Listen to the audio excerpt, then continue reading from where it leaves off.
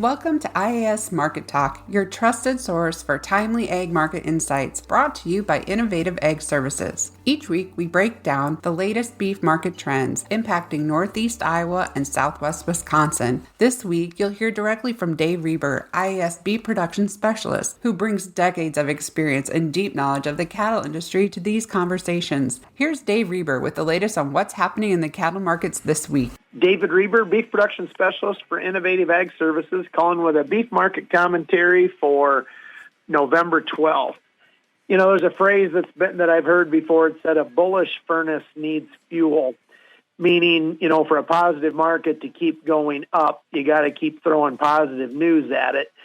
And for lack of a better description, we're just struggling to throw much positive news at this market.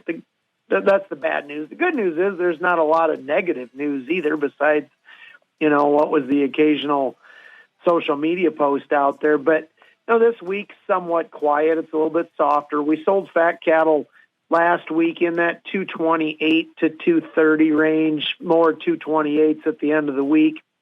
We really haven't sold any cattle yet this week. There was a few cattle traded on Tuesday in Iowa at 227. Kind of wish those folks hadn't traded lower on a Tuesday. You know, we'd had a really good up day on Monday. But, you know, Packers bought a fair amount of inventory last week. Kind of feels like we're looking at a steady week, you know, barring the board doing something crazy on Thursday or Friday. You know, so, you know, it kind of just feels like that high 220s. Box beef had kind of been coming back a little bit. Had a little bit of a softer day today. Choice box is off a little bit. I mean, really nothing super negative news. Fundamentals are all very solid yet. You know, just like I said, just we're running out of that bullishness that kept this thing kind of feeling like it was bulletproof. You know, and we're kind of, you know, open interest in cattle futures as much as people cuss the cattle futures. You need people in there to trade them, and a lot of folks have stepped to the side because they don't trust what can happen, you know, in a market that has wild swings up and down. So, you know, that when there's not something pushing that, it tends to trend softer. And that's kind of what we had. We had down day to day.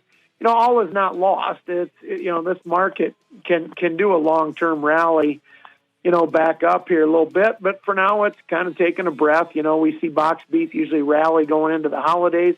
That's the thing you got to watch. If those boxes can regain some strength and work higher, we can put a little bit back onto this market. Feeder cattle prices, you know, pretty resilient for what they've been through in the last 3 weeks. You know, they've softened some, no doubt. That 8-weight steer that was costing in the 360s 3 weeks ago is now in the 340s, you know, late in. So that market has dropped $20. Calves, you know, dropped 30 to 50 off those highs, but the good calves are still bringing really good money. You know, just we're off the highs. That's kind of the way to summarize it. Still good markets. You know, the cattle, they're going to maybe cause us some stress for the ones bought 60 days ago and on in, you know, before this thing kind of took its tough deal. Those cattle, we're going to have some things we got to work through on them. You know, we're still closing out some good profitable pens right now, and we'll be that way for the, you know, next couple months. We're going to have a little tough stretch when we chew through some of these higher priced feeders, but, you know, we got break evens in the 220s to 230 now instead of those break evens that were 240s and 250s. So, you know, just kind of a reset on this deal as we've been down this road before. It sucks when we have to go through it, but it's kind of where we're at. Like I said, we're not done with a market that can rally higher, but, you know, just kind of feels like that market that felt like it could do about anything is just maybe a little bit on the ropes there. So watch that thing. Keep moving cattle. These cattle are profitable. Keep selling them through. Watch box beef market, and hopefully we catch a rally going into the holidays here. Just a little side note, the Butte County Cattlemen's Banquet is Friday. They're serving from 6 o'clock to 8 o'clock. That is at Farley at the convention or the center out by the racetrack. So if you can make it out there, the cattlemen always appreciate your support. Once again, my name is David Rueber, Beef Production Specialist for Innovative Ag. That's it for this week's episode of IAS Market Talk. Thanks for tuning in. Be sure to like, follow, and subscribe so you don't miss an update. And if you know a fellow producer who could benefit from this information, share this episode with them. For more updates and insights, visit innovativeag.com and follow us on Facebook, Instagram, and YouTube. We'll catch you next time on IAS Market Talk. Are you ready for a hands-on role with purpose? Join the facility operations team at Innovative Ag Services, where we value hard work, safety, and community.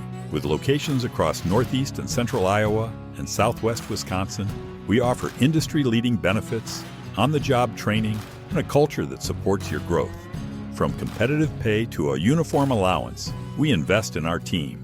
Grow with IAS and discover your co-opportunity. Apply today at innovativeag.com.